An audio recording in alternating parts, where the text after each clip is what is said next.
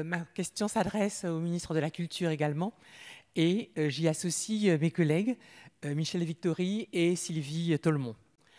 Mes chers collègues, la terrible crise que notre nation traverse actuellement affecte tous les secteurs d'activité de notre pays, mais effectivement, le monde de la culture sera un des plus dramatiquement et plus durablement affectés. La fermeture des cafés, théâtres et autres lieux culturels, l'annulation de festivals va impacter durablement les revenus des artistes, souvent déjà en dessous du seuil de pauvreté. Les intermittents du spectacle risquent de ne pas obtenir le renouvellement de leur statut. Le secteur du spectacle vivant, qui est à l'arrêt, perdrait du 1er mars au 31 mai 590 millions d'euros. L'inquiétude grandit également du côté des institutions culturelles. L'ordonnance du 22 avril 2020 a certes apporté des modifications nécessaires au dispositif de chômage partiel, mais dans des conditions encore drastiques pour les établissements publics et les SEM, qui, pour en bénéficier, doivent tirer la majorité de leurs ressources d'une activité industrielle et commerciale, comme la location d'espace, ce qui est rarement le cas. Des établissements de qualité, comme le 104 ou la Gaîté Lyrique, voire la Philharmonie, sont donc menacés. Les collectivités locales ne peuvent assumer des montants aussi élevés alors qu'elles leur accordent déjà des subventions publiques. Les plus petites associations pour le chômage partiel peinent à avancer les salaires et la partie de charges non remboursables en cette période d'inactivité. Monsieur le ministre, les emplois de ce secteur déjà fragile sont indispensables à la vie économique de notre pays et contribuent à son rayonnement ainsi qu'au vivre ensemble dans notre société. Quelles sont vos réponses pour la sauvegarde des emplois du secteur culturel?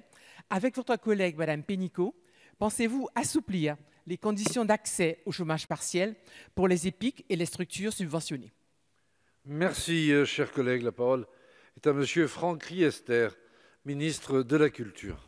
Merci, Monsieur le Président. Madame la députée, comme je l'ai rappelé tout à l'heure en répondant à Monsieur Bournazel, le gouvernement a fait en sorte que les mesures transversales puissent être accessibles aux professionnels de la culture, et spécifiquement pour l'accès au chômage partiel, puisque les entreprises de la culture peuvent elles aussi avoir accès au chômage partiel. Et c'est notamment aussi le cas pour l'intermittence.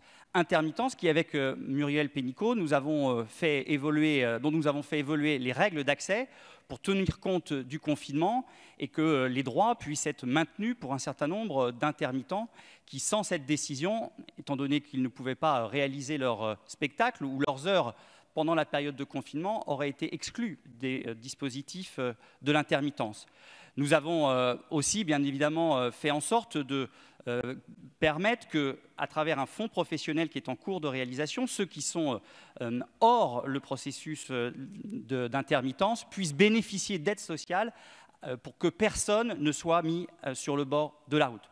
Nous travaillons aussi avec Muriel Pénicaud à l'avenir, parce qu'on comprend bien que les dispositions d'urgence qui ont été prises ne seront pas suffisantes sur le temps long et que la crise dans la culture, malheureusement, va durer longtemps et donc nécessaire de pouvoir donner de la visibilité aux intermittents dans leur statut et l'accès à leurs droits sociaux.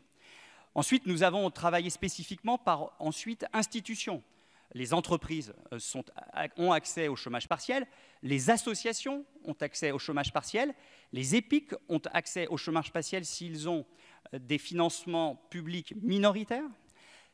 Voilà, c'est la règle. Et nous travaillons à ce que les EPCC, quel que soit leur mode de financement, leur proportion de financement privé ou public, puissent bénéficier aussi de l'accès au chômage partiel. Nous y travaillons.